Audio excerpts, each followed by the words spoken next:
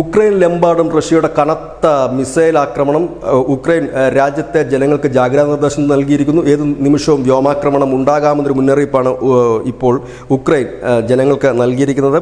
ഉക്രൈൻ്റെ പ്രധാനപ്പെട്ട നഗരങ്ങളായ ഓസൈഡ, ക്രോപ്പിവ്നിസ്കി, കാർവിക്, റെനേസ്, ലുട്സക് തുടങ്ങിയ നഗരങ്ങളിലെല്ലാം ബാലിസ്റ്റിക് മിസൈലാണ് വർഷിക്കുന്നത് എന്നാണ്.